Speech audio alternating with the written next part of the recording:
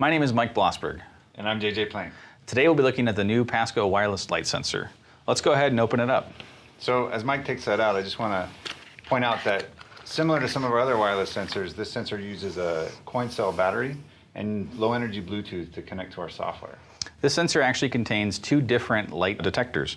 On the back, we have our ambient sensor, and this can measure UVA, UVB, UV index, illuminance, irradiance, and photosynthetically active radiation, or PAR.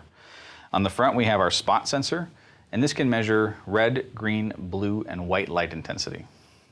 Let's go ahead and power the sensor on and connect it to the software. I'll push the power button on the back of the sensor, and we'll notice the Bluetooth LED starts flashing red, indicating that it's ready to pair.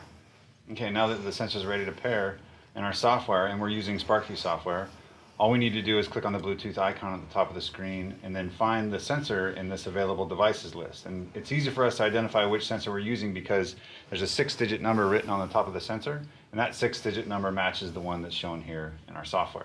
So I just click once to connect to the software, and go ahead and click done. And then on the home screen here, we'll be showing all of the measurements that that sensor can make from both sensors. For our first demo, we'll be looking at the UV index, which is found on the ambient sensor on the back. Okay, so what I want to do is I want to set up a display that shows us the UV index measurement. And to do that, first thing I'm going to do is I'm just going to shut off this spotlight sensor because we're not using it. And then I just find the UV index or the measurement that we want, and then click on it here in the home screen. That automatically gives us a graph display. Now, we want to use a different type of data visualization. We want to go ahead and switch to a digits display, and to do that, all we do is just click on that right arrow, and it takes us to the display we're looking for.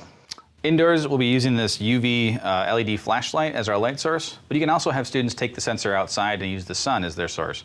And you can even place the sensor into a logging mode to collect UV index data for a day-long experiment.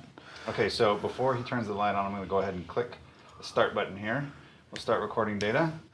So we'll look at our baseline here of about 0.5 units of UV index. And we can take something like eyeglasses or even various pieces of fabric to test their UV blocking capacity. As I place the glasses over here, we can see that it cuts the UV index down by about half. Let's go ahead and go back to the home screen, and we'll do another experiment. Okay, so let's go ahead and take a look at some of the measurements that can be made by the spot sensor here on the front. Okay, just like we turned off the spot sensor before, I'm going to turn off the ambient light sensor because we're not using it. Okay, what I want to do is I want to use the sensor to measure red, green, and blue light intensity as we scan across this dark tabletop, white piece of paper and red piece of paper, and we can see kind of how the intensity levels adjust. All right, and to do that, I'm going to go ahead and build a page here. We're going to put a graph display in there, and I'm going to add the blue, red, and green measurements to my graph display. And to do that, I just select them one at a time. So we'll go ahead and start with blue.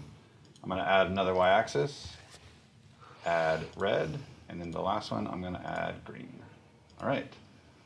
So we've got our measurements in our graph display, and the one last thing I want to do before we start recording data is turn the sample rate up just a little bit.